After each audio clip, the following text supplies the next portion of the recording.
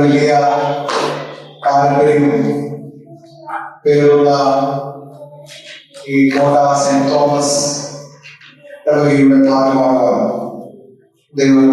അവസരത്തെ സ്തുതിയാണ്.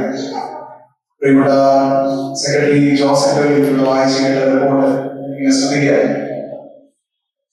ഒത്തിരി അനേകം അച്ഛന്മാർ, അതിൽ ഞങ്ങളുടെ അച്ഛന്മാരും ഒക്കെ വികാരിമാരായിരുന്ന ഈ ഇടവകയും എളിയവരായ ഞങ്ങൾക്കും ശുശ്രൂഷ ചെയ്യുവാനും ഇവിടെ നിൽപ്പാനും ദൈവം അവസരത്തെ കൊടുത്ത് ഞാൻ ദൈവത്തെ സ്തുതിക്കുന്നു. പറഞ്ഞു പോയപ്പോൾ അച്ഛന്മാരുടെ പേരൊക്കെ നമ്മൾ എടുത്ത് പറയാറുണ്ട്. എന്നാൽ ഇതിൽ ശരിക്കും പ്രവർത്തിച്ചത് അച്ഛന്മാരാണോ എന്ന് ചോദിച്ചാൽ ജനങ്ങളുണ്ടെങ്കിലേ അച്ഛന്മാരുണ്ട്. ഇതിനു മുൻപേ ഇവിടെ ഉണ്ടായിരുന്ന നമ്മുടെ മാതാപിതാക്കൾ ഈ ഇടവയ്ക്ക് വേണ്ടി അഹോരാത്രം പ്രവർത്തിച്ചത് അതൊക്കെ നമുക്ക് ഈ സമയത്ത് ഓർക്കേണ്ടത് ആവശ്യമാണ്. മനുഷ്യന്റെ കുഴപ്പം മറങ്ങി കൊടുക്കുന്നതാണ് നമ്മുടെ ഏറ്റവും വലിയ പ്രശ്നം. ഓർക്കേണ്ടുന്ന കാര്യങ്ങൾ മറക്കുകയും മറക്കേണ്ടുന്ന കാര്യങ്ങൾ ഓർത്തിരിക്കുകയും ചെയ്യുന്നതാണ് നമ്മുടെ ഏറ്റവും വലിയ ഓർക്കേണ്ടുന്ന കാര്യങ്ങൾ മറക്കുകയും മറന്നു കളയേണ്ട കാര്യങ്ങൾ എന്ന് ഓർത്തു വരികയും ചെയ്യുന്നതാണ് മനുഷ്യന്റെ പോരായ്മ. നമ്മൾ ഒരിക്കലും എല്ലാ കാലവും ഓർക്കേണ്ട കാര്യങ്ങളൊക്കെ നമ്മൾ മറന്നു, ശരിയാണോ? എന്നാൽ മറന്ന് വിട്ടുകളയേണ്ട കാര്യങ്ങളൊക്കെ നമ്മൾ എപ്പോഴും കൊണ്ടുപിടിച്ചിരിക്കുകയാണ്. അവിടെ ഈ ഇടവകയുടെ ഒരു ഭാഗമായി ഇരുന്നാലും ഇത്രയും ചരിത്രം കിടക്കുന്ന ഇടവകയിൽ ആയിരിക്കാനും ദൈവം അവസരത്തിനായി ഞാൻ അധികം ദീർഘിപ്പിക്കാതെ തന്നെ ഇവിടെ ജോമനശനത്തെ ഏൽപ്പിച്ച ഉത്തരവാദിത്വം നിർവഹിക്കുവാനായിട്ട് ഞാൻ ശ്രമിക്കുകയാണ്. ഇന്നത്തെ അവിടെ ഒരുമിച്ചുള്ള വളരെ ചുരുക്കമായ ഒരു ധ്യാനത്തിനായി ആരാധന ഏതൊക്കെയായി വായിച്ച ഭാഗം തന്നെ വിശുദ്ധ സുവിശേഷം 1-ാം അതിലെ 57 മുതൽ 66 വരെയുള്ള വാക്യം ആദ്യം വായിക്കാം. Chapter 1, verses 57 to 66. അവൾ ഒരു മകനെ പ്രസവിച്ചു. കർത്താവ് അവൾക്ക് വലിയ കരുണ കാണിച്ചു എന്ന് അയൽക്കാരും ശാസ്ത്രക്കാരും കേട്ടിട്ട് അവളോട് കൂടെ സന്തോഷിച്ചു. 8-ാം നാളിൽ അവർ പൈതലിനെ പരിച്ഛേദനാക്കി വളർന്നു. അപ്പന്റെ പേര് പോലെ അവൻ ശക്തിയോ എന്ന് പേരെടുക്കാൻ ഭാവിച്ചു. അവന്റെ അമ്മയോ അല്ല, അവൻ യോഹന്നാൻ എന്ന് പേരിടണം എന്ന് പറഞ്ഞു. അവൻ അവളോട് നിന്റെ ചാർച്ചയിൽ ഈ പേരുള്ളവർ ആരുമില്ലല്ലോ എന്ന് പറഞ്ഞു. പിന്നെ അവൻ എന്ത് പേരെടുക്കാൻ വിചാരിക്കുന്നു എന്ന് അപ്പനോട് ആദ്യം കാട്ടി ചോദിച്ചു. അവൻ ഒരു എഴുത്തുപലക ചോദിച്ചു. അവന്റെ പേര് യോഹന്നാൻ എന്ന് എഴുതി. എല്ലാവരും ആശ്ചര്യപ്പെട്ടു. ഉടനെ അവന്റെ വായും നാവും തുറന്നു. അവൻ സംസാരിച്ചു, ദൈവത്തെ സ്തുതിച്ചു. ചുറ്റും പറഞ്ഞവർക്ക് എല്ലാം ഭയമുണ്ടായി. യഹൂദനാട്ടിലെങ്ങും ഈ വാർത്ത ഒക്കെയും പറഞ്ഞു. കേട്ടവരെല്ലാവരും അത് ഹൃദയത്തിൽ നിക്ഷേപിച്ചു. ഈ പൈതൽ എന്ത് ആകുമെന്ന് പറഞ്ഞു. കർത്താവിന്റെ കൈ അവനോട് കൂടെ ഉണ്ടായിരുന്നു. അവൻ ഒരു എഴുത്തുപലക ചോദിച്ചു. അവന്റെ പേര് യോഹന്നാൻ എന്ന് എഴുതി. എല്ലാവരും ആശ്ചര്യപ്പെട്ടു. ഉടനെ അവന്റെ വായും നാവും തുറന്നു. അവൻ സംസാരിച്ച് ദൈവത്തെ സ്തുതിച്ചു. ചുറ്റും പാർക്കുന്നവർക്കെല്ലാം ഭയമുണ്ടായിരുന്നു. യഹൂദിയ പല നാട്ടിൽ നിന്നും ഈ വാർത്തയൊക്കെയും പറഞ്ഞു. കേട്ടവരെല്ലാവരും അത് ഹൃദയത്തിൽ നിക്ഷേപിച്ചു. ഈ പൈതൽ എന്താകും എന്ന് പറഞ്ഞു. കർത്താവിന്റെ കയ്യിൽ നമ്മളോട് കൂടെ ഉണ്ടായിരുന്നു. കണ്ണടയ്ക്കാൻ പ്രാർത്ഥന. ദിനംതോറും ഞങ്ങളെ വിളിക്കുകയും ചില മഹത്വത്തെ ശുശ്രൂഷയ്ക്കായി ഞങ്ങളെ ഒരുക്കുകയും വീഴ്ചകളിൽ ഞങ്ങളെ താങ്ങുകയും സംഘടനകളിൽ ഞങ്ങളിൽ സ്വാതന്ത്ര്യമായി കൂടിയിരിക്കുകയും ചെയ്യുന്ന ഞങ്ങളെ പറയുന്നു. ധന്യമായ പ്രഭാതത്തിനായി നന്ദി. ആരാധനകൾക്കായി സ്തോത്രം. വ്യാപിച്ച തൊഴിലിനായി 1000 സ്തുതി. എത്രത്തോളം കൂട്ടിക്കൊണ്ടുവന്ന നിന്റെ കരുണയ്ക്കായി ഞങ്ങൾ നന്ദി പറയുന്നു. പ്രഭാതത്തിൽ ഞങ്ങൾ ഒരുമിച്ച് നിന്റെ അവസരം ധ്യാനിക്കുന്നുണ്ടോ? കർത്താവിന്റെ സാന്നിധ്യം കൊണ്ട് നിറച്ചാണ്. വചനം സംസാരിക്കുന്ന ബലഹീനമായ നാവിന്റെ മേലും കേൾക്കുന്ന ഓരോ ഹൃദയത്തോടും പരിശുദ്ധാത്മാവ് പ്രവർത്തിക്കണം. ആദ്യമുള്ള കഥാവിന്റെ സാന്നിധ്യം കൂടിക്കണം. പ്രാർത്ഥനകളെ സ്തോത്രം യേശുവിനാമത്തിൽ തന്നെ ആമേൻ. സഭ ഒരറിയിപ്പുകളുടെ കാലഘട്ടത്തിലൂടെ കടന്നു പോവുകയാണ്. ദൂതന്മാർ പലരും പ്രത്യക്ഷമായി ദൈവത്തിന്റെ രക്ഷന്റെ പദ്ധതിയുടെ ഭാഗമായി വിളിക്കുകയും ക്ഷണിക്കുകയും ചെയ്തതാണ് ഈ കഴിഞ്ഞ ആഴ്ചകളിലെല്ലാം നമ്മൾ കേൾക്കുകയും ധ്യാനിക്കുകയും ചെയ്തു. ആ പട്ടികയിൽ സക്കറിയാവുണ്ട്, മറിയമുണ്ട്, യോസഫുണ്ട്. എലിസബത്തിനെ കുറിച്ച് നമുക്ക് ഡയറക്റ്റ് പറയാൻ കഴിയുന്നതെങ്കിൽ ഞാൻ വിചാരിക്കുന്നു എലിസബത്തും ആ പട്ടികയിലുണ്ട്. ഈ പട്ടിക ഇങ്ങനെ നീളുകയാണ്. കർത്താവ് മനുഷ്യനായി തീരുന്ന, കർത്താവ് മനുഷ്യനായി ലോകത്തിൽ ജീവിക്കുവാൻ തയ്യാറെടുക്കുന്നതിന് മുന്നമേ ദൈവത്തിന്റെ പദ്ധതി പൂർത്തീകരിക്കുവാനാണ് ദൈവം പല ആളുകളെയും തെരഞ്ഞെടുക്കുന്നത്. ഇന്നലെ നമ്മൾ ധ്യാനിക്കുകയും വായിക്കുകയൊക്കെ ചെയ്തപ്പോൾ ഞാൻ പറയുകയുണ്ടായി, ദൈവത്തിന്റെ രക്ഷണീയ പദ്ധതിയുടെ സഹയാത്രികരാണ് ദൈവം വിളിച്ചിരിക്കുന്നത്. അപ്പൊ നിങ്ങൾ ചോദിക്കും, ഈ ഒരു രക്ഷ ആവശ്യമാണ്? അതിന് ഞാൻ രക്ഷിക്കപ്പെട്ടു അങ്ങനല്ല, രക്ഷിക്കപ്പെട്ടില്ലെന്നല്ല പറയുന്നത്. രക്ഷയെ കുറിച്ച് പറയുമ്പോൾ സാധാരണ ഞാൻ എപ്പോഴും ഓർക്കുന്നത് നിങ്ങളുടെ തന്നെ പഴയ വിനായി എനിക്ക് അറിയാമല്ലോ. പുതിയ ദൈവത്തിനെ കുറിച്ചുള്ള ക്ലാസ്സാണ്. അച്ഛന്റെ ക്ലാസ്സിൽ പക്ഷേ ചില ബോധം പറ്റുമെന്നാണ് എന്റെ ഒരു വിചാരം. അച്ഛൻ മനോഹരമായി പുതിയ ദൈവം പഠിപ്പിക്കുന്ന ഒരാളാണ്. പ്രത്യേകിച്ച് വിശ്വാസത്തിന്റെ അടിസ്ഥാനത്തിൽ, നമ്മുടെ ഫെയ്ത്തിന്റെ അടിസ്ഥാനത്തിൽ വേദപുസ്തകം പഠിക്കുന്ന ആളാണ്. വേദപുസ്തകം പഠിക്കുമ്പോൾ പലരും പഠിക്കും. ലിറ്ററേച്ചർ പഠിക്കുന്ന ആളുകളുടെ അവർ പഠിക്കുന്നത് പോലെ നമുക്ക് വേദപുസ്തകം പഠിക്കാം. എഴുതിയ കാലഘട്ടം, അതിന്റെ ഹിസ്റ്റോറിക്കൽ ബാക്ക്ഗ്രൗണ്ട്, ഇതിന്റെ ലിറ്റററി സ്റ്റൈൽ, ഇതിന്റെ പോയറ്റിക്, അതിനുള്ളിൽ ഉൾപ്പെടുത്തിയിരിക്കുന്ന ഉള്ളടക്കങ്ങൾ, അതിന്റെ തർജ്ജിമകൾ, ഇതിനെക്കുറിച്ചൊക്കെ നമുക്ക് പഠിക്കാൻ സാധിക്കും. അത് എപ്പോഴും പഠിപ്പിക്കുമ്പോൾ അച്ഛൻ വിശ്വാസത്തിൽ നിന്നുകൊണ്ടാണ് വേദപുസ്തകം പഠിക്കുന്നത്. ചിലപ്പോൾ ഈ രക്ഷയെ കുറിച്ച് എപ്പോഴും പറയുന്നത് രക്ഷിക്കപ്പെട്ടതാണോ ഒരു ചോദ്യം ചോദിച്ചോളാം അച്ഛൻ ക്ലാസ് ആണെങ്കിൽ ഞങ്ങൾ എല്ലാവരും പറയും യെസ് അച്ഛൻ ഞങ്ങൾ രക്ഷിക്കപ്പെട്ടതാണ് എന്ന് ഞങ്ങൾ പറയും. അപ്പോൾ ഈ രക്ഷ ആവശ്യമുണ്ടോ ഞങ്ങളെല്ലാം സംശയിക്കുന്നത്, നിങ്ങൾ ചെയ്യുന്നത് പോലെ ഞങ്ങൾ ക്ലാസ്സിൽ സംശയിക്കാറുണ്ട്. അപ്പൊ അച്ഛൻ രക്ഷയെ കുറിച്ച് 3 വാക്ക് ഉപയോഗിച്ചാണ് പറയാം. ഇങ്ങനെയാണ് ഞാൻ ഇവിടെ പറഞ്ഞിട്ടുള്ളതാണ്. Grace, faith, salvation. 3 വാക്ക് പറയും. പൗലോസ് റോമൻ എഴുതിയ ലേഖനത്തിലേക്ക് അടിസ്ഥാനം എഴുതിക്കൊണ്ട് അച്ഛൻ ഗ്രേസ്, ഫെയ്ത്ത് ആൻഡ് സാൽവേഷൻ ഇതിനെ കുറിച്ച് ഭംഗിയായി പറയാറുണ്ട്. ഗ്രേസ് എന്ന് പറയുന്നത് കൃപ. അപ്പോൾ നമ്മൾ ചോദിക്കും, നമ്മൾ വിശ്വസിച്ചുകൊണ്ടാണോ നമുക്ക് പരിശുദ്ധാത്മാവ് കിട്ടിയത്? വേദപുസ്തകത്തിൽ അതെല്ലാം പറയുന്നു. വിശ്വസിച്ചവർക്ക് കിട്ടിയിട്ടുണ്ട്, വിശ്വസിക്കാത്തവർക്ക് പരിശുദ്ധാത്മാവ് കിട്ടിയിട്ടുണ്ട്. എന്നാൽ ഞാൻ നമ്മൾ വിശ്വസിച്ചുകൊണ്ടാണോ രക്ഷിക്കപ്പെട്ടത്? ഗ്രേസ് കിട്ടിയത് വിശ്വാസത്തിന്റെ അടിസ്ഥാനമാണ്, നമ്മുടെ ഫെയ്ത്തിന്റെ അടിസ്ഥാനം. നമ്മൾ വിശ്വസിച്ചതുകൊണ്ടാണോ നമുക്ക് കൃപ കിട്ടിയത്? അല്ല, ഞാൻ പറഞ്ഞു. അത് ഓൾവേസ് പറയുന്ന സ്റ്റേറ്റ്മെന്റ്, കൃപയാലല്ലോ നിങ്ങൾ വിശ്വാസം മൂലം രക്ഷിക്കപ്പെടും. അപ്പോൾ വിശ്വാസം മൂലം ഞാൻ നിങ്ങൾ രക്ഷിക്കപ്പെട്ടത് ബിക്കോസ് ഓഫ് ഗോഡ്സ് ഗ്രേസ്. അപ്പോൾ ഗ്രേസ് ആണ് ഫസ്റ്റ്.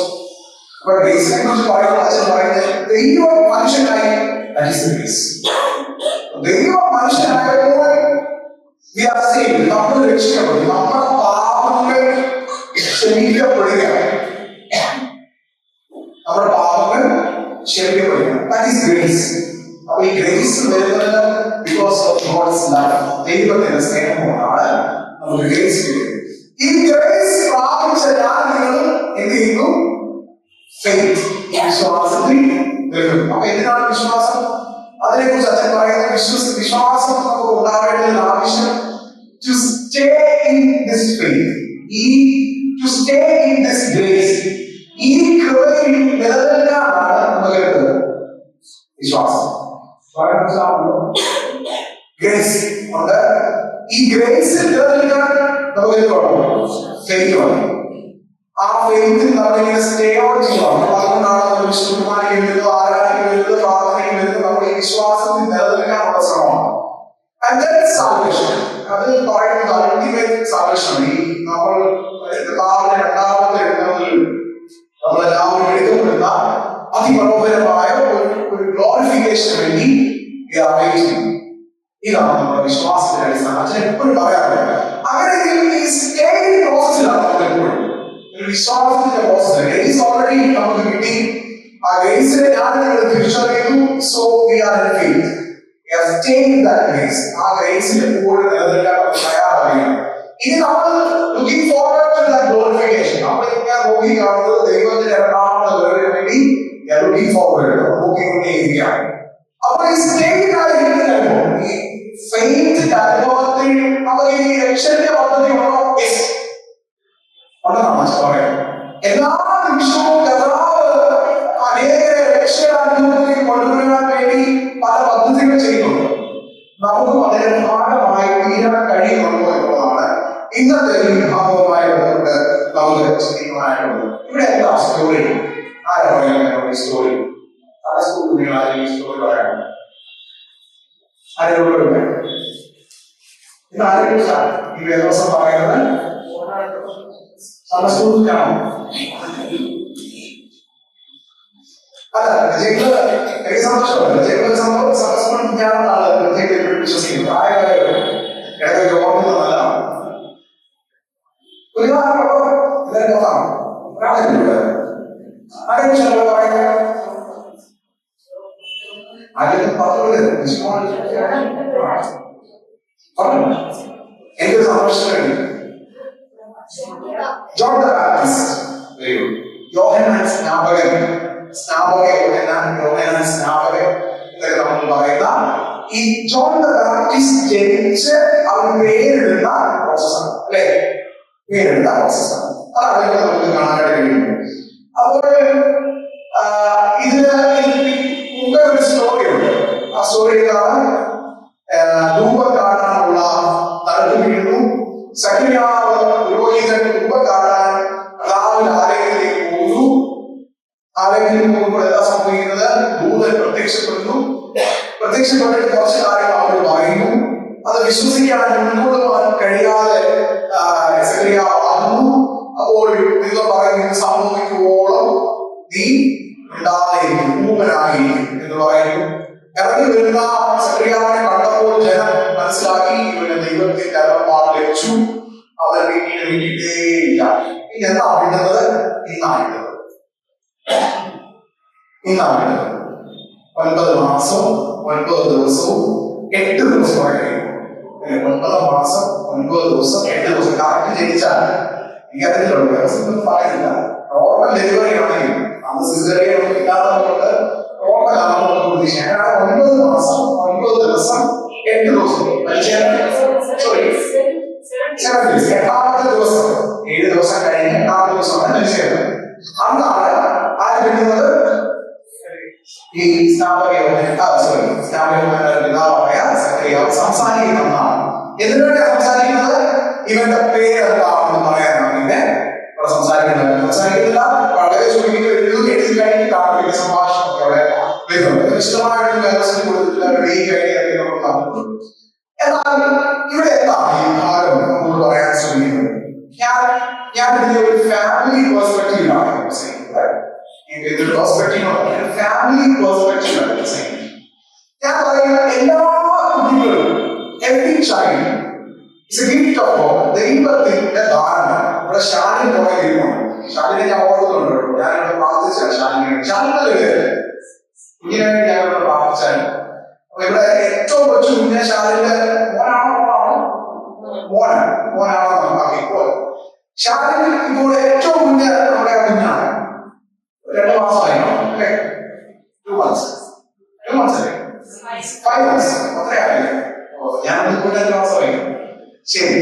അപ്പോൾ 5 മാസമുള്ള കുഞ്ഞ് ഷാലിന്റെ കുഞ്ഞ് ഇവിടെ ഏറ്റവും ചെറുതാണ്. ഞാൻ പറയുമ്പോൾ ആ കുഞ്ഞിയുടെ നിയോഗമായിട്ടാണ് ഷാലിന്റെ കൂടെ പ്രിയരാജന്റെ കൂടെ ഫാമിലി വന്ന് ജനിക്കുന്നത്. ഓക്കെ, എല്ലാ കുഞ്ഞുങ്ങളും ഞാനും ജോമനച്ഛനും ഇവിടുന്ന് ഉരുളകള് ഇങ്ങനെ കറങ്ങി നമ്മുടെ ഇവിടെ വരെ ഉള്ള എല്ലാ ആളുകളും ദൈവത്തിന്റെ നിയോഗമായി ജനിച്ചവരാണ്. ഓക്കെ, വിശ്വസിക്കുന്നുണ്ടോ? എന്നാൽ എന്തൊക്കെയോ കുഴപ്പം പറ്റിയതുകൊണ്ട് മാത്രം നമ്മൾ ഈ സ്നാപകയോഹന്നാനെ പോലെയും യേശു കർത്താവിനെ പോലെയും മാറാൻ സാധിക്കുന്നില്ല. അതെന്തൊക്കെയാണെന്നുള്ളതാണ് നമ്മുടെ ഇന്നത്തെ ചിന്ത. എല്ലാ കുഞ്ഞുങ്ങളെ കുറിച്ച് പറയുന്നത് യേശു കർത്താവിനെ പോലെയുള്ളത്. കാരണം ഫാമിലിയെ കുറിച്ച് പറയുമ്പോൾ നമ്മൾ പഴയ നിയമത്തിൽ എപ്പോഴും ഓർക്കുന്ന ഫാമിലി അബ്രഹാമിന്റെ അവൻ. അതോടൊപ്പം തന്നെ നമ്മൾ എപ്പോഴും പറയുന്നത്, നമ്മള് ഈ പ്രാർത്ഥനയിൽ നമ്മൾ എപ്പോഴും പറയുന്നതാണ് ജോഷുവായ ഫാമിലി. അതിന് ഒത്തിരി ഫാമിലികളെ കുറിച്ച് പറയുന്നത്. എന്നാൽ നസ്രയത്തിലെ കുടുംബം പേരൻസിന്റെ ഒരു പ്രധാനപ്പെട്ട കുടുംബം. നസ്രയത്തിലെ കുടുംബം, ഇവിടെ സെക്രിയാവ്, എലിസബത്തിന്റെ കുടുംബം, ഇവരെല്ലാം സംബന്ധിച്ചിടത്തോളം പേരൻസ് പറയുന്നത് ഈ യേശു കർത്താവിനെയും യോഹന്നാൻ സ്നാപകനെയും രൂപപ്പെടുത്തി എടുക്കുവാൻ അവരെ തന്നെ വിട്ടുകൊടുത്ത കുടുംബമാണ്. നിങ്ങൾ ആലോചിച്ചു, മറിയയ്ക്കും ഈ എലിസബത്തിനും ദൈവം അനുഗ്രഹിക്കുന്നത് അവർ റിജക്ട് ചെയ്തിരുന്നെങ്കിൽ എന്ത് സംഭവിച്ചു?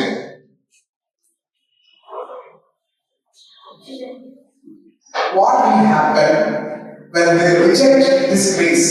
ഈ കൃപ ഞങ്ങൾക്ക് വേണ്ട എന്ന് പറഞ്ഞ് റിജക്ട് ചെയ്തിരുന്നെങ്കിൽ എന്ത് സംഭവിച്ചു? വേറെ ആരെങ്കിലും കൊടുത്തേ. അങ്ങനെയാണെങ്കിൽ നിങ്ങൾക്കെല്ലാം മക്കളെ തന്ന് ഇവിടെ കുഞ്ഞുങ്ങളില്ലാതെ ആരും ഇല്ലാന്ന് എന്റെ വിചാരം ഇല്ലാതെ ഞാനുള്ളൂ, ഇല്ലാതെ ഞാനായിട്ടില്ല. അപ്പം ഓരോ വ്യക്തിക്കും കുടുംബത്തിന് കുഞ്ഞുങ്ങളെ അതിന് വേണ്ടിയാണ് ഒരു പർപ്പസിന് വേണ്ടിയാണ്. ഈ പർപ്പസ് ഐഡന്റിഫൈ ചെയ്യണം. മറിയ ഐഡന്റിഫൈ ചെയ്യും. ദൂതൻ പ്രത്യക്ഷപ്പെട്ടത് മറിയ ഐഡന്റിഫൈ ചെയ്യും. സക്രിയാവ് ദൂതൻ ദൂതന്മാർ പ്രത്യക്ഷപ്പെടുത്തില്ല. ഇടുന്നായിരുന്നു നമ്മൾ അതുപോലെ ജീവിച്ചിരുന്നെങ്കിൽ നമുക്ക് പറ്റില്ലല്ലോ. അപ്പോൾ നമുക്ക് എല്ലാവരും മുമ്പിൽ ഈ ഓരോ കുഞ്ഞിനെയും ദൈവം നമ്മുടെ കയ്യിലൂടെ നമുക്ക് പറയുന്നത് എന്താണ്? Make him or her as a Jesus. ജീസസിനെ പോലെ ഇങ്ങനെ വളർത്തുന്നു. പറ്റിയിട്ടുണ്ടോ?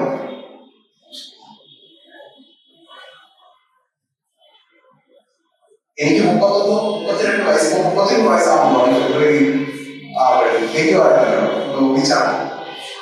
ഞാൻ ജീസസിനെ പോലെ ആയിരുന്നെങ്കിൽ 33 വയസ്സിൽ ഞാൻ അവിടെ കഴിഞ്ഞു.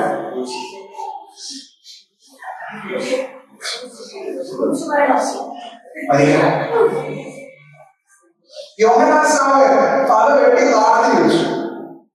ഇത് വളരെ സീരിയസ് ആണ്. നമ്മളിത് തമാശയായിട്ട് പറയുകയുള്ളൂ. ഇവർ ഉദരത്തിൽ കുഞ്ഞിനെ വഹിച്ചപ്പോൾ, ഞാൻ മനസ്സിലാക്കുന്നത് ഉദരത്തിൽ കുഞ്ഞിനെ വഹിച്ചപ്പോൾ തന്നെ മറിയയ്ക്കും എലിസബത്തിനും അറിയായിരുന്നു ഇവൻ ഞങ്ങൾക്ക് വേണ്ടി ഉള്ളവനല്ല, ഇവൻ ഈ ജനതയ്ക്ക് വേണ്ടി ഉള്ളവനാണ്.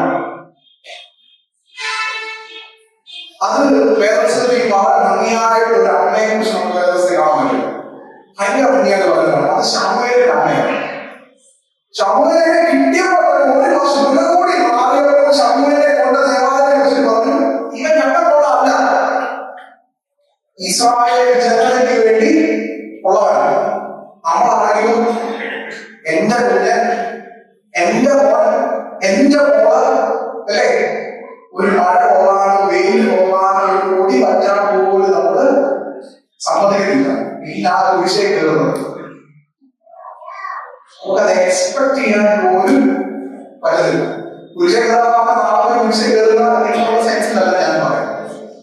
ഈ ജനിക്കുന്ന കുഞ്ഞുങ്ങളൊന്നും നാളെ ഓടി വരുന്ന സ്റ്റീവ് പോലും ഈ ഭവനത്തിലുള്ള സമൂഹത്തിലുള്ളതാണ്.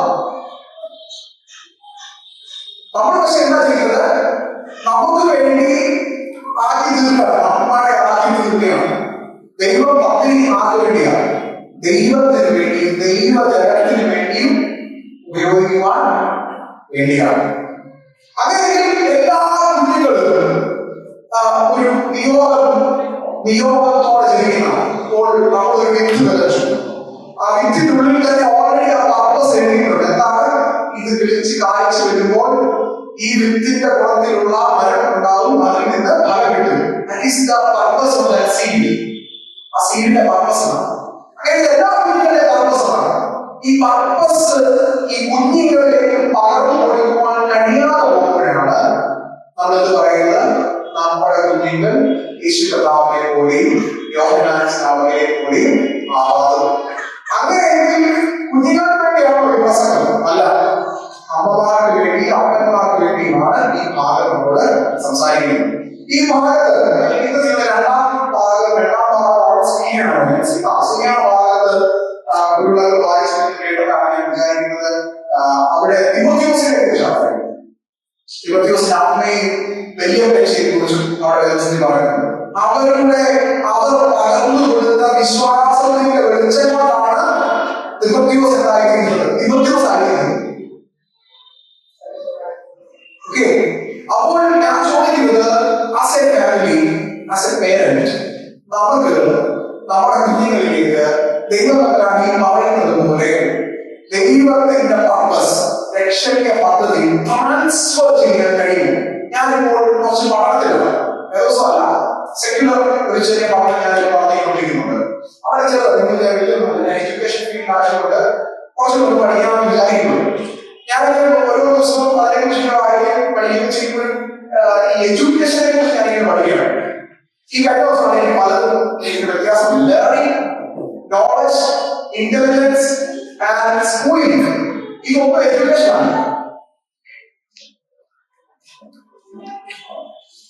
നമ്മൾ വിചാരിക്കുന്നത് പുതിയ സ്കൂളിലുണ്ടോ, എഡ്യൂക്കേഷൻ ആണ്. അല്ല, ലേണിംഗ് എഡ്യൂക്കേഷൻ അല്ല.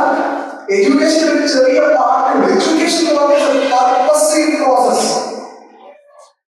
എഡ്യൂക്കേർ എന്ന വാക്കിനാണ് എഡ്യൂക്കേഷൻ എന്ന വാക്കുകൾ. ഞാൻ പഠിച്ചുകൊണ്ടിരിക്കുന്ന എനിക്ക് കറക്റ്റായിട്ട് പറയുന്നു. വീട്ടുകാരൊക്കെ വിഷമമൊക്കെ വീട് പഠിച്ചാണ്, ടീച്ചർമാരൊക്കെ ഉണ്ട്.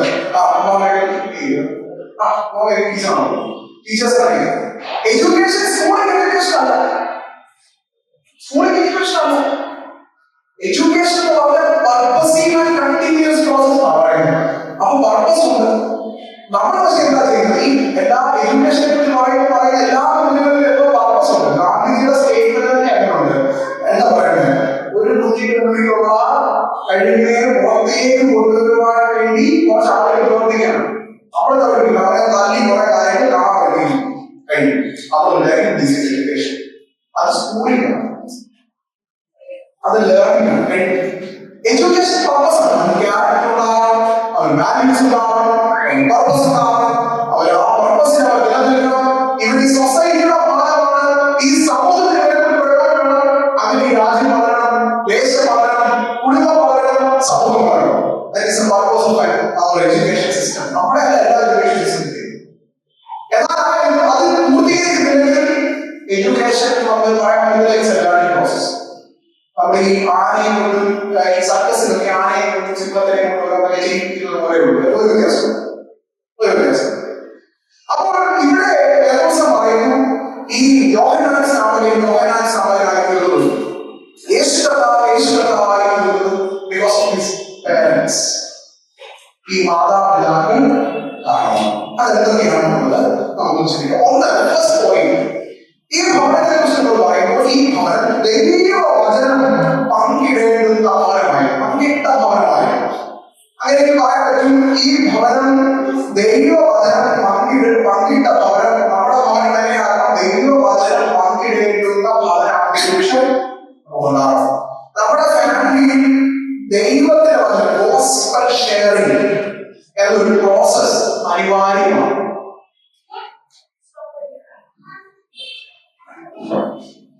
ഫാമിലിയിൽ ഗോസ്പൽ ഷെയറിംഗ് എന്ന് പറയുന്ന പ്രോസസ് അനിവാര്യം ആണ്. ഇപ്പോൾ പുതിയ ടെക്നോളജി കാലഘട്ടത്തിലാണ് നമ്മൾ ജീവിക്കുന്നത്. ഒരു അമ്മയാവാൻ ഒരു അമ്മ തയ്യാറെടുക്കുമ്പോൾ ഡോക്ടേഴ്സ് തന്നെ പറയും, ഉദരത്തിൽ കുഞ്ഞിരിക്കുമ്പോൾ തൊട്ട് തന്നെ കേൾക്കുന്നു എന്നാണ് പറയുന്നത്. അമ്മ കേൾക്കുന്നതൊക്കെ ആര് കേൾക്കുന്നു?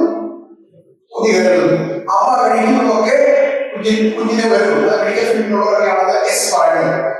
അമ്മ കഴിക്കുന്നതൊക്കെ കുഞ്ഞിനെ കിട്ടുന്നു. അമ്മ കേൾക്കുന്നതൊക്കെ കുഞ്ഞിന് ബാധിക്കുന്നു. അമ്മ വിചാരിക്കുന്നതൊക്കെ കുഞ്ഞിന് വളരെ ടെൻഷൻ അടിക്കരുത്. നല്ല ഭക്ഷണം കഴിക്കണം, നല്ല മനസ്സ് നന്നായിരിക്കണം, പാട്ട് കേൾക്കണം, ബുക്ക് വായിക്കണം. ഈ 9 മാസം കഴിഞ്ഞ നമ്മൾ എല്ലാ ബുക്കും വായിക്കും. കുഞ്ഞ് എഞ്ചിനീയർ ആവാൻ ആ രീതിയിലുള്ള പ്രിപ്പറേഷൻ, കുഞ്ഞ് ഡോക്ടർ ആവാൻ ആ രീതിയിലുള്ള പ്രിപ്പറേഷൻ. എന്നാൽ ഈ കുഞ്ഞിലെ ദൈവ പദ്ധതി എന്താണ് കർത്താവേ എന്ന് നീ കാണിച്ചു തരണമേ നമ്മളിൽ എത്ര പേര് പ്രാർത്ഥിച്ചിട്ടുണ്ട്?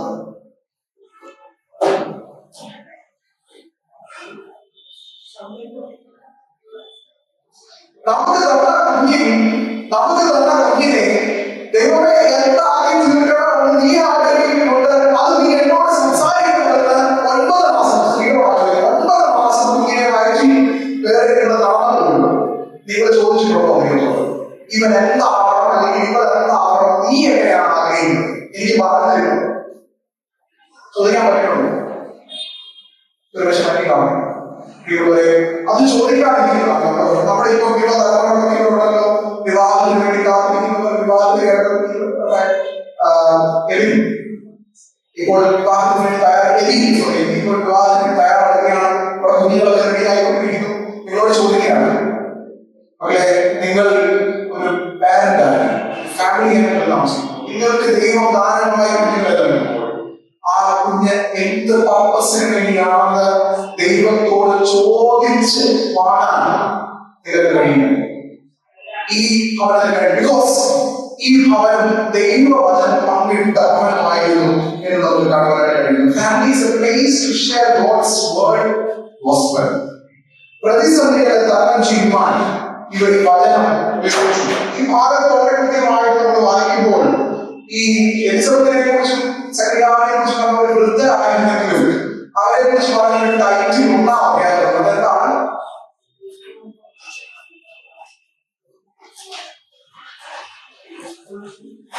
പറയാമോ? ഇവരെ കുറിച്ചൊരു ടൈറ്റിൽ പറയുന്നത്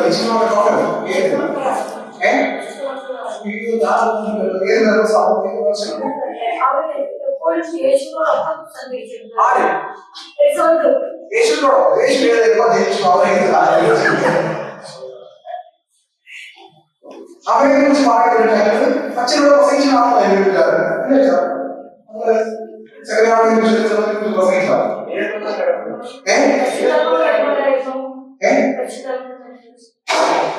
ഞാൻ പറയുന്നത് ശരി. ഞാൻ വേദവസത്തിന്റെ കാര്യം ചോദിക്കും.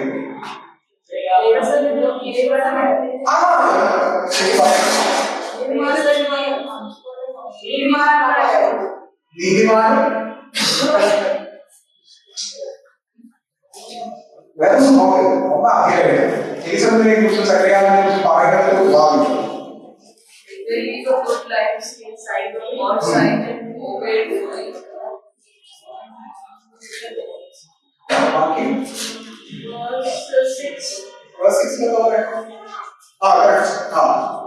ഇതുവരെ ദൈവസന്നിധിയിൽ അതാണ് ഞാൻ ചോദിച്ചത്.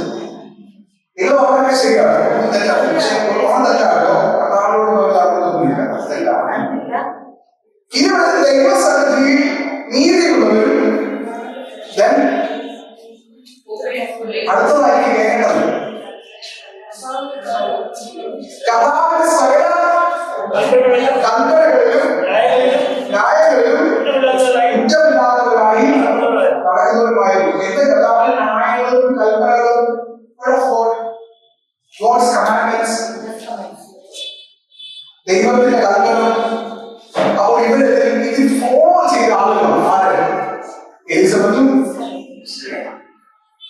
ഫോളോ ചെയ്യാന്ന് പറഞ്ഞാൽ ഇവരിത് വായിച്ച് മനനം ചെയ്ത് ധ്യാനിക്കുന്നവരാണ്. അതാണ് ഫോളോ ചെയ്യാനായിട്ട് മനസ്സിലാക്കാൻ സാധിക്കുന്നത്. അങ്ങനെ വചനം വായിച്ച് പഠിച്ച് വചനത്തിൽ ജീവിച്ച് വചനം ഭക്ഷിച്ച് ഇപ്പോൾ ഒരു വചനം കുഞ്ഞിന് ജന്മം നൽകുവാനായിട്ട് പോകുന്നു. അങ്ങനെയെങ്കിൽ നമ്മൾ എല്ലാവരും വചനം ജന്മം നൽകി അതിനുള്ള പോസിബിലിറ്റീസ് ആണ്. എന്നാൽ അതിന് നമുക്ക് എന്താ ഉണ്ടാകേണ്ടത്? നമ്മൾ ഈ പറയുന്നത് പോലെ വചനം പങ്കിടുന്ന ഭവനമായി നമ്മുടെ ഭവനങ്ങൾ മാറുന്നത് ഈ ഭാഗം നമ്മെ ഓർമ്മിക്കണം. രണ്ടാമതായി ഈ ഭവനത്തിന് അടുത്തൊരു കാര്യമാണ്, ഈ സക്രിയാവിന്റെ എലിസബത്തിന്റെ ഭവനത്തിന് മറ്റൊരു കാര്യമാണ്. ഹൃദയം പങ്കിടുന്ന ഭവനമായിരുന്നു സക്രിയാവിന്റെയും എലിസബത്തിന്റെയും ഭവനം. എന്ത് പങ്കിടുന്ന ഭവനമാണ്? ഹൃദയം. നിങ്ങൾ ആരെങ്കിലും ഹൃദയം പങ്കിടുന്നു? സീരിയസ് ആയിട്ട് എനിക്ക് സങ്കടം തോന്നും. ആകെ ഒരു ഹൃദയം. കൊടുക്കേണ്ട ആൾക്ക് കൊടുത്തിട്ടുണ്ടോ? ഞാൻ അതേ ചോദിച്ചു. നിങ്ങളുടെ കുടുംബത്തിൽ നിങ്ങളുടെ ഹൃദയം പങ്കിടാറുണ്ടോ?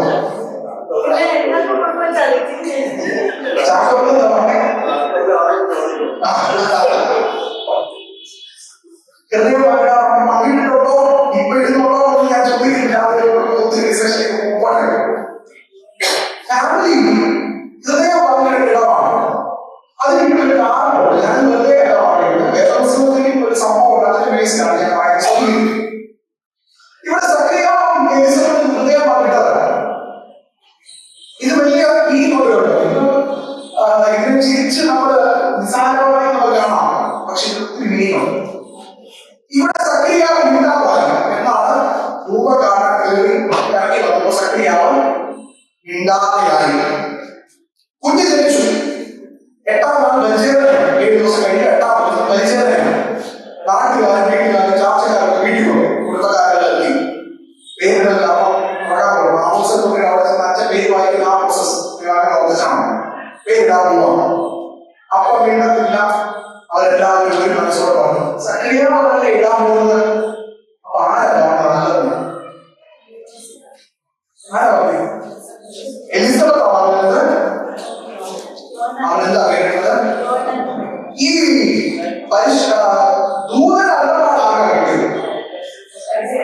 സക്രിയാവ് പേരാണോ ദൂതൻ പറഞ്ഞത്? സക്രിയാവ്. ജനം പറഞ്ഞപ്പോൾ ഈ പേര് പറഞ്ഞത് ആരാണ്? എലിസബത്ത്.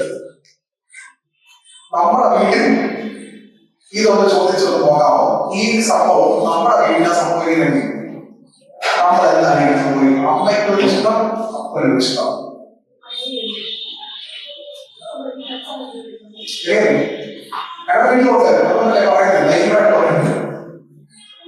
ഇവിടെ ദൈവദൂതൻ പ്രത്യക്ഷപ്പെട്ട് സക്രിയാവ്. ഈ കുഞ്ഞിന്റെ പേര് വെളിപ്പെടുത്തി കൊടുത്തത് സക്രിയാവ്. അതിനുശേഷം സക്രിയാവ് മിണ്ടിയിട്ടില്ല. സക്രിയാവ് മിണ്ടിയിട്ടില്ല. എന്നാൽ ഈ കുഞ്ഞിന്റെ പേരിട്ട കർമ്മമായപ്പോൾ ഈ കുഞ്ഞിന്റെ പേര് പറഞ്ഞത് എലിസബത്ത്. അവൾ വിളിച്ചു പറയുന്നു, ഈ കുഞ്ഞിന്റെ പേര് യോഹന്നാനെന്നാണ്. എങ്ങനെയായിരിക്കും ഇവർ കമ്മ്യൂണിക്കേറ്റ് ചെയ്തത്? ആ കമ്മ്യൂണിക്കേഷൻ ആണ് നമ്മുടെ വളരെ ഉണ്ടാകുന്നത്. Silent communication. ഈ പണ്ടത്തെ അമ്മച്ചിമാരൊക്കെ നിങ്ങൾ ശ്രദ്ധിക്കണം. ഇന്നത്തെ നിങ്ങളെ ഒന്നും ഞാൻ കാര്യം കൊടുത്തില്ല. ഈ പഴയ അമ്മച്ചിമാർ അപ്പച്ചൻ നോക്കിയാൽ അപ്പച്ചൻ കഴിക്കാം എന്താ സംഭവം. കറക്റ്റല്ലേ? കറക്റ്റല്ലേ? നോട്ടത്തിൽ തന്നെ മനസ്സിലാവും. തിരിച്ചു അങ്ങനെ അപ്പച്ചൻ നോക്കിയപ്പോ മാത്രം അമ്മച്ചി പോകുമ്പോഴും അപ്പച്ചൻ അറിയാം അമ്മച്ചി ഇതാ നോക്കിയത്. Silent communication. നിശബ്ദമായി കാര്യങ്ങൾ കമ്മ്യൂണിക്കേറ്റ്. ഇത് സ്നേഹം കൂടുമ്പോൾ മാത്രമേ ഇത് സംഭവിക്കുള്ളൂ. ഫാമിലിയിൽ സ്നേഹം കൂടുമ്പോൾ മാത്രമേ ഇത് സംഭവിക്കുള്ളൂ. സ്നേഹമില്ലെങ്കിൽ ഇത് സംഭവിക്കത്തില്ല. സ്നേഹം കൂടുമ്പോഴാണ് നമ്മുടെ പങ്കാളിക്ക് വേദനയുണ്ടോ, സങ്കടമുണ്ടോ, പ്രതിസന്ധിയുണ്ടോ, പ്രയാസമുണ്ടോ, ഏത് സിറ്റുവേഷനാണ് അവൻ ഏത് സിറ്റുവേഷനാണ് പോകുന്നത് നമുക്ക് മനസ്സിലാക്കാൻ സാധിക്കുന്ന സ്നേഹം ഉള്ളപ്പോഴാണ്. ഈ കമ്മ്യൂണിക്കേഷൻ ഉള്ളപ്പോഴാണ്. മിണ്ടാതിരുന്ന സക്രിയാവിന്റെ ഉള്ള ആരാണ്? എലിസബത്ത്. ഉള്ളങ്ങൾ അറിയുന്ന കുടുംബം ആർക്ക് ജന്മം നൽകും? യോഹന്നാൻ സ്നാപകനെ പോലെ നിയോഗം വരുന്ന കുട്ടികൾക്ക് ജന്മം നൽകും. നമ്മുടെ കുടുംബത്തിൽ കുഞ്ഞ് ജനിച്ചു കഴിഞ്ഞാൽ അപ്പനിവിടെ ഇവരെ എഞ്ചിനീയറാണ്, അമ്മയ്ക്കിവിടെ ഡോക്ടറാണ്. പിന്നെ അതിന്റെ പേര് കുറച്ച് ആവശ്യം. കൊച്ചനാണെങ്കിൽ ആകെപ്പാട് കൺഫ്യൂഷൻ. ഞാൻ ഇനി എന്താവും? നിങ്ങളുടെ മകളെ ഒന്നും കാണത്തില്ല. അതുകൊണ്ടാണ് കുഞ്ഞുങ്ങൾക്ക് നന്നായിരിക്കുന്നത്. എന്നാൽ എപ്പോഴും നമ്മുടെ പാലങ്ങളിലെ ഒരു പ്രശ്നം നമ്മൾ ഈ സ്നേഹത്തിന്റെ ആഴം നമ്മുടെ ഇടയിൽ കുറവാണ്. ഇവിടെ പറയുന്നു ഉള്ളുകൾ അറിയുന്ന ഭവനം. ഉള്ളങ്ങൾ ഉള്ളതുപോലെ അറിയുന്ന ഭവനങ്ങളാണ് നമുക്ക് എന്തുണ്ടാവേണ്ടത്. ഈ സക്രിയാവിനെ പോലെ യേശു കർത്താവിനെ പോലെ കുഞ്ഞുങ്ങൾ ഉണ്ടാവുന്ന ഭവനങ്ങളായി തീരണമെങ്കിൽ ഇങ്ങനെയുള്ള ഭവനങ്ങളായി തീരണം. തുറന്നു വളർച്ചകൾ നമുക്ക് ഉണ്ടാവണം. വീട്ടിൽ ഞാനൊക്കെ എന്റെ ചെറുപ്പകാലം നിങ്ങളുടെ ചെറുപ്പകാലം കുറച്ചുകൂടെ നിങ്ങൾക്ക് നന്നായി പറയുന്നത് പണ്ടൊക്കെ വീട്ടിൽ വരുന്നേ 5-6 മക്കളെ ഞങ്ങളുടെ 2 പേരുമാണ് 5-6 മക്കളൊക്കെ വീട്ടിൽ വന്നിരുന്ന് ഭവനമെന്ന് പറയുന്ന അങ്ങോട്ടും ഇങ്ങോട്ടും കമ്മ്യൂണിക്കേഷൻ വീട്ടിൽ സംസാരിക്കാനൊക്കെ ഒത്തിരി ആളുകളുണ്ട്. ശരിയോ? ഇന്ന് വീട്ടിൽ ചെന്നാൽ ആളുകളൊന്നും സംസാരിക്കാനില്ല. എല്ലാവരും അവരുടെ തന്നെ സ്പേസിലത് ഒതുങ്ങുന്നു.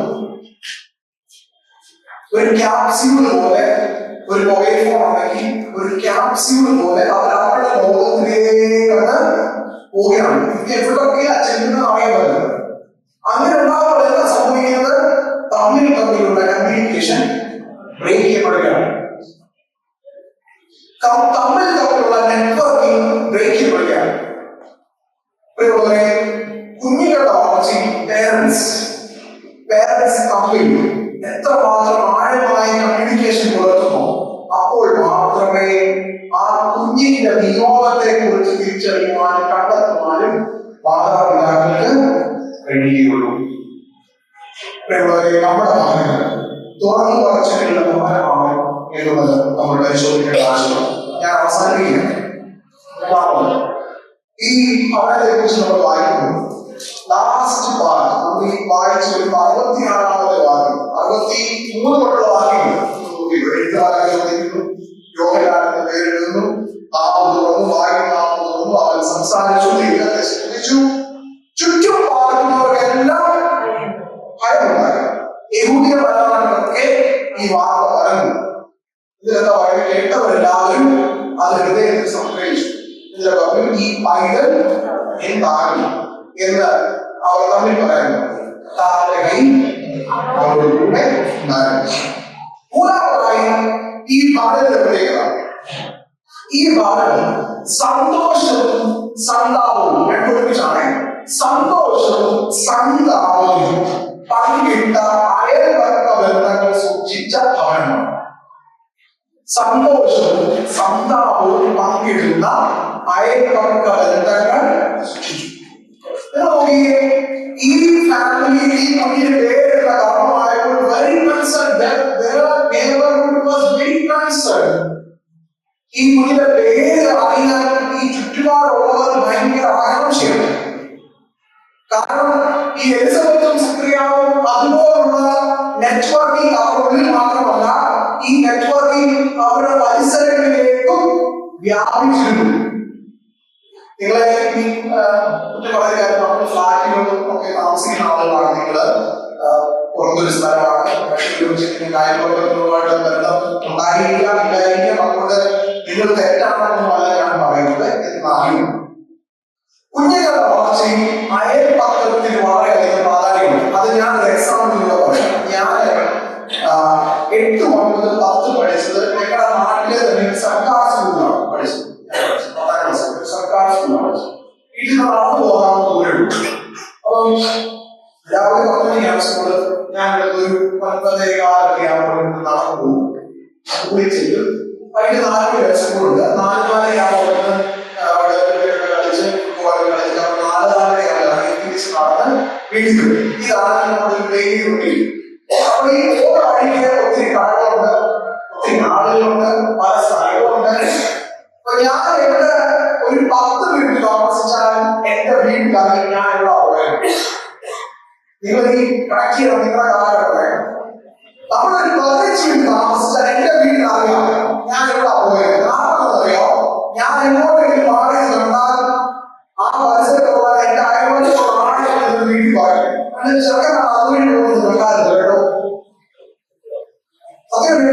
എനിക്ക് അങ്ങോട്ടേക്ക് അയൽവക്കക്കാരെ ഭയങ്കര ദേഷ്യം ചെയ്യാൻ പറ്റും.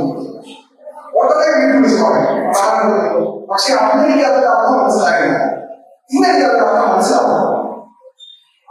അങ്ങനെ അവരെന്നെ വാച്ച് ചെയ്യുന്ന, എന്നെ സൂക്ഷിച്ചു നോക്കുന്ന, എന്റെ അപ്പനെ പോലെ, എന്റെ അമ്മയെ പോലെ, എന്റെ സഹോദരങ്ങളെ പോലെ എന്നെ കണ്ട് കരുതി ഞാൻ വീഴ്ചയിൽ പോകരുത്, വീഴരുത് എന്ന് വിചാരിച്ചിട്ട് അയൽപക്കം ഉണ്ടായിരുന്നു. അതെന്തുകൊണ്ടുണ്ടായി? Because of my parents. അവരും അങ്ങനെ തന്നെയാണ് കാണിക്കുന്നത് നമ്മളോട്. നമ്മുടെ നാട്ടിൽ പഠിച്ചുകൊണ്ട് സ്വന്തം കുഞ്ഞിന്റെ തലയിൽ എണ്ണ തേക്കുമ്പോൾ ആ തേച്ച് കഴിഞ്ഞ കൈ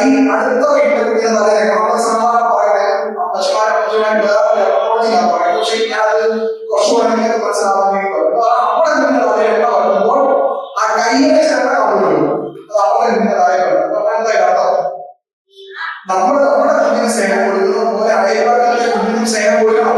എനിക്ക് അത് കിട്ടിയിട്ടുണ്ട്. എനിക്ക് കിട്ടുന്ന പോലെ എന്റെ അയൽവാസികളോട് കിട്ടിയിട്ടുണ്ട്. കാരണം എന്റെ വീട്ടിലൊരു സന്തോഷം ഉണ്ടെങ്കിൽ അവരുണ്ട്, അവരുടെ വീട്ടിലൊരു സന്തോഷം ഉണ്ടെങ്കിൽ ഞാനുണ്ട്, അവരുടെ വീട്ടിൽ സന്താനം ഉണ്ടെങ്കിൽ ഞങ്ങളുണ്ട്, ഞങ്ങളുടെ വീട്ടിൽ സന്താനം ഉണ്ടെങ്കിൽ അവരുണ്ട്. ഇപ്പോഴും പറയും ഞങ്ങളുടെ വീട്ടിൽ ഒത്തിരി പ്രയാസം ഉണ്ടായ സമയത്ത് അയൽവക്കാരൊക്കെ പ്രവർത്തിക്കുമായിരുന്നു.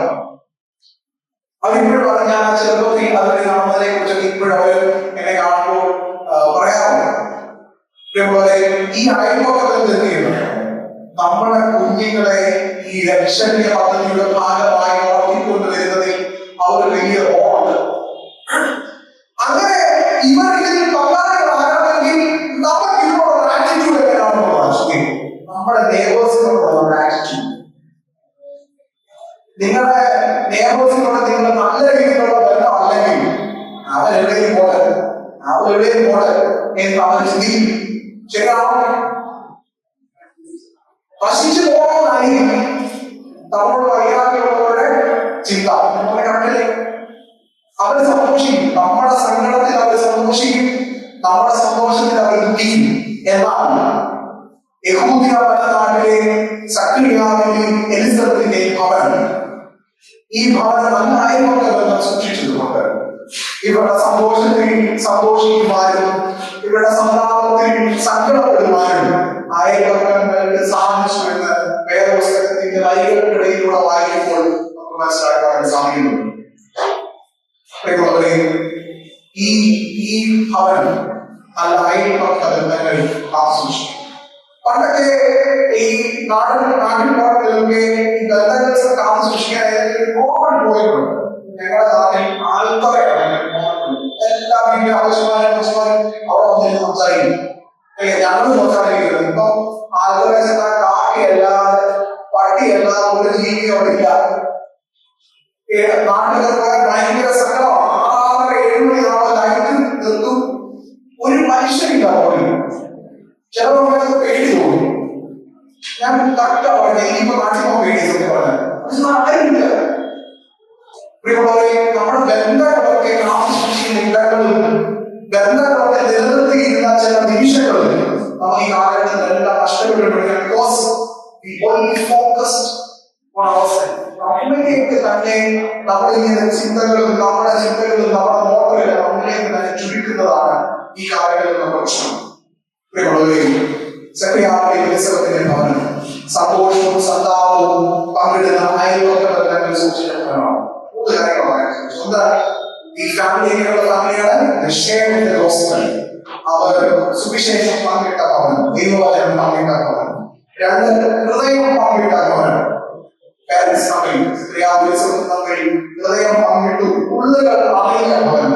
3 സന്തോഷവും സന്താപവും പങ്കിട്ട ഒരു അയൽപക്ക ബന്ധം കാത്തു സൂക്ഷിക്കുവാൻ ഈ ഭവനത്തിന് സാധിച്ചു. ഈ ഭാഗത്ത് അങ്ങനെ ചെയ്യുന്നതുകൊണ്ടാണ് യോഹന്നാൻ സ്നാപകൻ